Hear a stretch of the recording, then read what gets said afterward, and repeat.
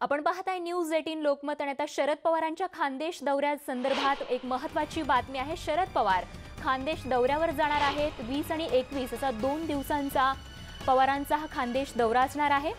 तर एकनाथ खडसेंच्या राष्ट्रवादी पक्ष प्रवेशानंतर त्यांचा हा पहिलाच दौरा आहे।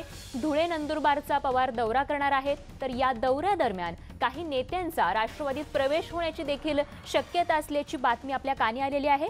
तर शरद पवार हे खानदेश दौऱ्यावरती असणार आहेत। 20 आणि 21 नोव्हेंबरचा त्यांचा हा खानदेश दौरा असणार आहे आणि या 2 दिवसांच्या दौऱ्यादरम्यान महत्त्वाच्या घडामोडी देखील घडणार आहेत, ज्यामध्ये राष्ट्रवादीमध्ये काही नेते मंडळी प्रवेश करणार असल्याचं देखील कळतंय।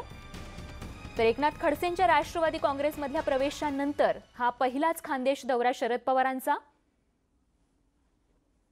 तर नेमकं काय काय स्वरूप असणार आहे शरद पवारांच्या या दौऱ्याचं याची सविस्तर माहिती आपल्यापर्यंत पोहोचवत आहोत। 20 आणि 21 ला पवारांचा हा खानदेश दौरा असणार आहे।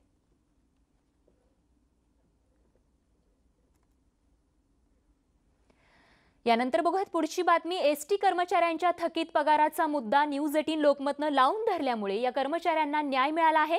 ऐन दिवाळीच्या तोंडावर एसटी महामंडळानं जवळपास लाखभर कर्मचाऱ्यांच्या खात्यात 3 महिन्यांचा पगार जमा केलाय। त्यामुळे राज्यभरातील एसटी कामगारांनी या ठिकाणी न्यूज 18 लोकमतचे धन्यवाद तर मानलेलेच आहेत आणि यामुळे यंदाची ही दिवाळी जी की खरं तर 3 महिने त्यांच्याकडे जगायचं कसं असा प्रश्न त्यांच्यासमोर निर्माण झाला होता, त्यांची दिवाळी आता गोड झाल्याचं बघायला मिळते। एसटी कर्मचाऱ्यांच्या कुटुंबियांशी या संदर्भात संवाद साधलाय आमचे पुण्याचे प्रतिनिधी चंद्रकांत फुंदे यांनी।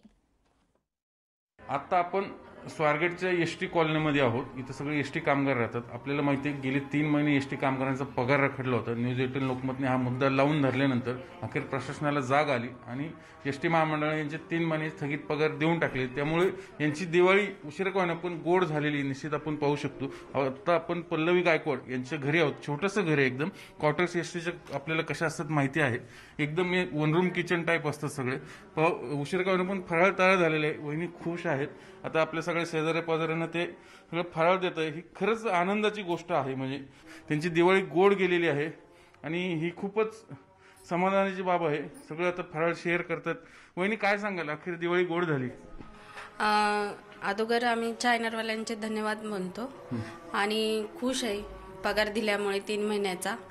पण असंच आमच्याकडे कायम लक्ष द्यावे आणि मुलांची आता आम्हाला फी भरायची, तर दर महिन्याला तुम्ही 7 तारखेला पगार केला तर खूप हे होईल आम्हाला। दिवाळी गोड झाली की मग? हो गोड झाली। काय मुलांना कपडे फराळ सगळं? हो फराळ पण केलं, मुलांना कपडे पण घेतले, समाधानी आहे आम्ही। आपल्यासोबत बच्चे कंपनी आहेत। काय खुश आहे?